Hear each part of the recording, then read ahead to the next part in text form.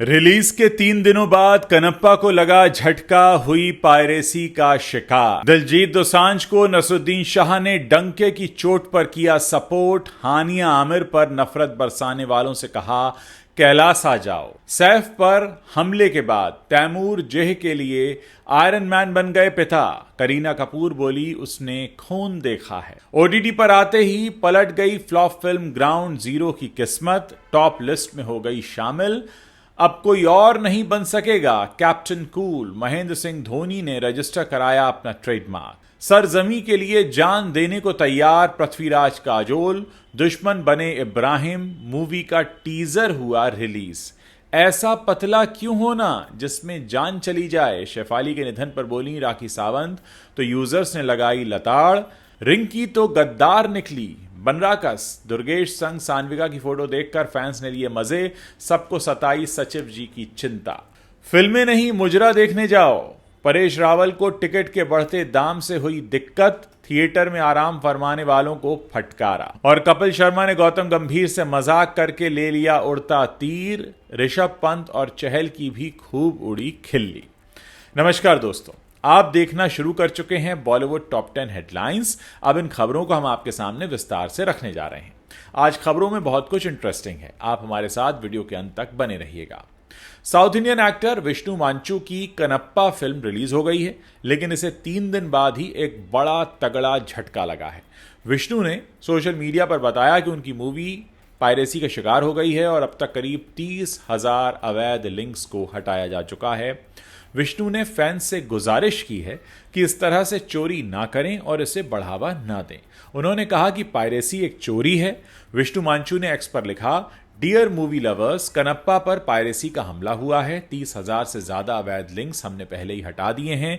ये मेरा दिल तोड़ने वाला है। पायरेसी एक तरह की चोरी है। हम अपने बच्चों को चोरी करना नहीं सिखाते। पायरेटेड कंटेंट देखना भी इससे अलग नहीं है। प्लीज इसे बढ़ावा ना दें। सिनेमा का सही तरीके से समर्थन करें। हर हर महादेव। आपको बता दें कि कनप्पा का डायरेक्शन मुकेश कुमार सिंह ने किया है। इसमें विष्णु मांचू लीड रोल में हैं। कनप्पा फिल्म 27 जून को वर्ल्ड वाइड रिलीज हो चुकी है और इसमें अक्षय कुमार भगवान शिव की भूमिका निभा रहे हैं। नसरुद्दीन शाह ने सरदारजी 3 और इसकी पाकिस्तानी एक्ट्रेस हानिया आमिर को लेकर चल रहे विवाद के बीच दिलजीत दोसांझ के लिए अपना पुरजोर समर्थन किया है।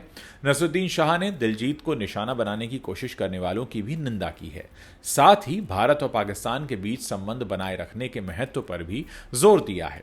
अपने बेबाक बयानों के लिए फेमस दिग्गज नसरुद्दीन शाह ने हाल ही में सोशल मीडिया पर एक पोस्ट किया। नसीरुद्दीन शाह ने लिखा, मैं दिलजीत के साथ मजबूती से खड़ा हूं। जुमला पार्टी का डर्टी ट्रिक्स डिपार्टमेंट उन पर हमला करने का मौका तलाश रहा है। उन्हें लगता है कि आखिरकार उन्हें मौका मिल ही गया। फिल्म की कास्टिंग के लिए दिलजीत जिम्मेदार नहीं थे, बल्कि डायरेक्टर्स जिम्मेदार थे। लेकिन कोई नहीं जानता कि वो कौन है, जबकि दिलजीत को पूरी दुनिया जानती है। और उन्होंने कास्ट के लिए इसलिए हामी भरी क्योंकि उनके दिमाग में जहर नहीं भरा है। ये गुंडे भारत और पाकिस्तान के लोगों के बीच व्यक्तिगत बातचीत को खत्म करना चाहते हैं।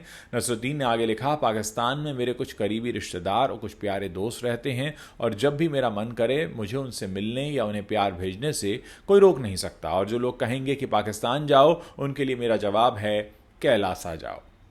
सैफ अली खान पर इसी साल 16 जनवरी की रात किसी ने चाकू से हमला कर दिया था। उनके बच्चों तैमूर और जेह ने अपने पिता को हमलावर से लड़ते देखा था।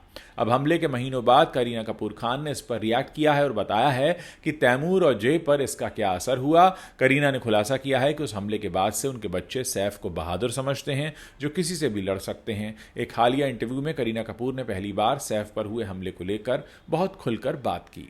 इस दौरान उन्होंने कहा कि मैं वाकई बहुत खुश हूं और शुक्रगुजार हूं और भगवान का शुक्रिया अदा करती हूं कि हम सुरक्षित हैं, क्योंकि हमने ये सब देखा है और मुझे उम्मीद है कि मेरे दोनों बेटे अलग तरह के फ्लेक्सिबल बनकर बड़े होंगे, क्योंकि उन्होंने अपने पिता पर हमला होते देखा है। करीना आगे कहती हैं, मेरा छोटा बेटा अभी भी कहता है कि मेरे पापा बैटमैन और आयरन मैन हैं, वो किसी से भी मुकाबला कर सकते हैं। दोस्तों, साल 2025 ज्यादातर बिग स्टार फिल्मों के लिए लकी साबित हुआ है। वहीं कुछ सितारों की मूवीज की कहानी को बड़े पर्दे पर पसंद नहीं भी किया गया है। एक ऐसी ही फिल्म है ग्राउंड जीरो, जो बॉक्स ऑफिस पर फ्लॉप साबित हुई।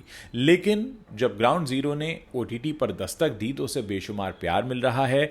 बॉलीवुड के रोमांटिक हीरो इमरान हाशमी कि करियर में एक से बढ़कर एक उन्होंने फिल्मों में काम किया है। इस साल उनकी चर्चित फिल्म ग्राउंड जीरो रिलीज हुई, जिसमें वो फौजी के किरदार में नजर आए। फिल्म की कहानी बीएसएफ अधिकारी नरेंद्र नाथ धर दुबे के जीवन पर आधारित है और फिल्म में उनका रोल इमरान ने निभाया है। फिल्म को शुरुआती दिनों में प्रशंसक देखने सिनेमाघरों में पहुंचे, लेकिन थोड़ा समय गुजरने के बाद इसे दर्शकों की कमी का सामना करना पड़ा। लेकिन ग्राउंड जीरो फिल्म को OTT platform Amazon prime video पर 20 जून के दिन रिलीज किया गया और ये आते ही छा गई। जी हां, ओटीटी पर दस्तक देने के बाद से ही ग्राउंड जीरो ने टॉप 10 लिस्ट में जगह बना ली और फिलहाल ये मूवी तीसरे नंबर पर ट्रेंड कर रही है। बात करेंगे महेंद्र सिंह धोनी को उनका फेमस नाम कैप्टन कूल अब कानूनी रूप से मिलने की उम्मीद है। धोनी ने हाल ही में कैप्टन कूल नाम के लिए ट्रेडमार्क रजिस्ट्रेशन की अर्जी दी थी, जो अब एक्सेप्ट कर ली गई है। ये ट्रेडमार्क धोनी ने खेल प्रशिक्षण और स्पोर्ट्स कोचिंग सेवाओं के लिए क्लास 41 के तहत रजिस्टर कराया है। ये ट्रेडमार्क न सिर्फ उनके नाम को कानूनी सुरक्षा देगा, बल्कि उनके ब्रांड वैल्यू और पहचान को और भी मजबूत करेगा। धोनी के वकील मानसी अग्रवाल ने इस मामले की जानकारी दी है। धोनी के कैप्टन कूल ट्रेडमार्क को पहले ट्रेडमार्क एक्ट की धारा 11(1) के तहत आपत्ति मिली थी। इसका कारण था कि इस नाम से पहले ही एक ट्रेडमार्क रजिस्टर्ड था और नया ट्रेडमार्क लोगों में भ्रम पैदा कर सकता है। लेकिन धोनी की तरफ से दलील दी गई कि कैप्टन कूल नाम धोनी से पिछले कई सालों से जुड़ा हुआ है और उसे जनता, मीडिया और प्रशंसकों ने बड़े पैमाने पर अपनाया है। ट्रेडमार्क रजिस्ट्री ने यह दलील स्वीकार कर ली और माना कि कैप्टन कूल सिर्फ एक आम शब्द नहीं, बल्कि ये धोनी की पर्सनैलिटी, ब्रांड और छवि का हिस्सा है।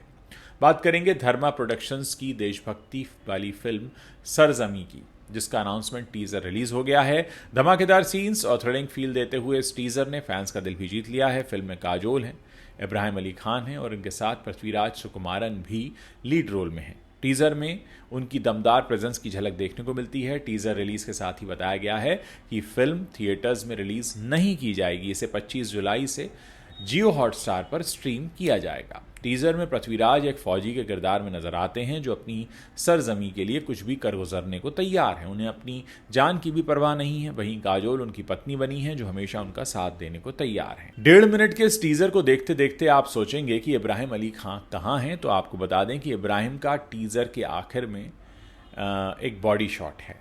विलेन के रोल में इब्राहिम दिखने वाले हैं। उनके चेहरे पर गुस्सा है और कई सारे चोटों के निशान हैं। टीजर शेयर करते हुए फिल्म मेकर्स ने लिखा, सरजमी की सलामती से बढ़कर कुछ नहीं। सरजमी एक ऐसी कहानी है जो एक आर्मी ऑफिसर की कश्मीर में आतंकवाद के खिलाफ लड़ाई को दिखाती है।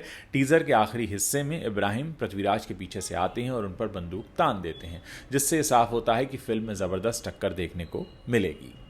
कांटा लगा गर्ल शेफाली जरीवाला के निधन से सिर्फ टीवी ही नहीं बल्कि बॉलीवुड स्टार्स भी सदमे में हैं। हर किसी को ये दुख सता रहा है कि शेफाली ने छोटी सी उम्र में दुनिया को अलविदा कह दिया। लेकिन इस सब में बॉलीवुड की drama queen Rakhi Sawant social media पर ट्रोल होती नजर आ रही हैं। राखी सावंत ने सोशल मीडिया पर एक ऐसा वीडियो शेयर किया जिसे देखकर यूजर्स उन पर भड़क गए हैं। वीडियो में राखी डाइनिंग टेबल पर बैठकर खाना खाती हुई नजर आ रही हैं। राखी कहती हैं, मैं इतनी डर गई हूं कि जब भूखी होती हूं खाना खा लेती हूं। शेफाली तुम्हें मिस कर रही हूं। अभी मुझे पता चला मौत के दिन शेफाली भूखी थी, बीपी लो हो गया था। बॉलीवुड में सुंदर दिखने के लिए क्या क्या करना पड़ता है, लेकिन मैं ये देखकर अब भूखी नहीं रहती। मैंने भर भर कर खाना शुरू कर दिया है। इतना पतला क्यों होना कि जान ही निकल जाए। जो पसंद करेगा वो तो मोटापे में भी पसंद करेंगे। मैं तो अब मोटी हो जाऊंगी। आपको बता दें कि इस वीडियो पर यूजर्स तरह तरह के कमेंट्स लिख रहे हैं। एक ने लिखा, किसी की मौत का मजाक मत बनाओ। दूसरे ने लिखा, तो तुम प्लास्टिक सर्जरी के लिए क्यों जाती हो। एक यूजर ने लिखा, तुम्हारे चेहरे को क्या हो गया, अपने साथ ये सब करना बंद करो। पंचायत चुनाव में क्रांति देवी की जीत के बाद रिंकी ने क्या पाला बदल लिया है और बनराकस की टीम में चली गई हैं। खैर, स्क्रीन पर नहीं बल्कि असल जिंदगी में। पंचायत 4 के स्टार्स दुर्गेश कुमार, जिन्हें भूषण शर्मा का किरदार निभाने के लिए जाना जाता है और जिन्हें बनराकस भी कहा जाता है, उन्होंने सान्विका के साथ अपना एक फोटोग्राफ पोस्ट किया है। जिन्होंने पंचायत सीरीज में रिंकी का किरदार निभाया है, दोनों ने साथ में एक प्यारी सी तस्वीर खिंचाई है और फैंस इसके बारे में बात कर रहे हैं। जिस तरह से सान्विका ने दुर्गेश के कंधे पर हाथ रखा हुआ है, ये तस्वीर को और भी खास बना रहा है। दुर्गेश ने बिना किसी कैप्शन के फोटो पोस्ट की है। फोटो शेयर करने के बाद फैंस ने कमेंट सेक्शन में रिएक्ट करना शुरू कर दिया, जिसमें से एक ने कहा बहुत अच्छा, एक ने मजाकिया अंदाज में कहा रिंकी तो गद्दार निकली, अब क्या होगा प्रधान जी का। परेश रावल 2025 में अपनी फिल्म हेरा फेरी 3 को लेकर सुर्खियों में बने हुए हैं। परेश ने हाल ही में खुलासा किया है कि उनके और अक्षय कुमार के बीच सब कुछ सुलझ गया है। उन्होंने ये घोषणा की है कि फैंस उन्हें हेरा फेरी 3 में फिर से बाबू राव के रोल में देखेंगे। हालांकि अब परेश रावल ने मल्टीप्लेक्सेस में टिकट की भारी कीमतों और रिक्लाइनर सीट व्यवस्था पर अपने बयान के लिए फिर से सुर्खियां बटोर ली हैं। एक पॉडकास्ट में बातचीत के दौरान परेश रावल ने हिंदी सिनेमा में टिकट की कीमतों में वृद्धि की आलोचना की। परेश रावल ने एक साउथ सिनेमा के मॉडल से भी तुलना की, जहां टिकटों की कीमतें 200 रुपये से ज़्यादा नहीं होती। परेश ने शेयर किया कि अगर किसी खास फिल्म का समर्थन केवल अमीर लोग करते हैं और आम जनता टिकट की बढ़ी हुई कीमतों के कारण उससे बचती है तो ये बहुत गलत है। उन्होंने कहा, अगर आम जनता आपकी फिल्म को नकार देती है और सिर्फ अमीर वर्ग ही आपकी फिल्मों का समर्थन करता है तो ये गलत है। अगर 5-6 सदस्यों वाला एक मिडिल क्लास परिवार फिल्म देखने जाता है तो उनके पास 5 से 6 हज़ार रुपये होते हैं तो वो तो निकल ही जाते हैं एक ही बार में। साथ ही इस बात की कोई गारंटी नहीं है कि ये फिल्म आपको संतुष्ट करेगी या नहीं। बातचीत में आगे परेश ने मल्टीप्लेक्सेस में बैठने की व्यवस्था के बारे में भी बात की और उन लोगों पर कटाक्ष किया जो फिल्म देखने के लिए बजाय आराम करने के लिए मल्टीप्लेक्स जाते हैं। उन्होंने पॉपकॉर्न और कोल्ड ड्रिंक्स के ऑर्डर देने के लिए वेटरों के इधर उधर घूमने की भी आलोचना की और कहा कि ये कोई शादी समारोह तो है नहीं जो वेटर्स इधर से उधर घूम रहे हैं आपको ऑर्डर लेने के लिए।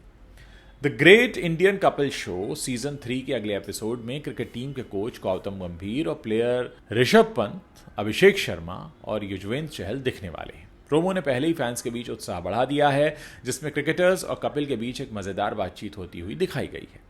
प्रोमो में कपिल शर्मा ने मजाकिया अंदाज में पूछा, ड्रेसिंग रूम का सीन कैसा है? क्या गौतम भाई आप सभी के साथ गंभीर हैं?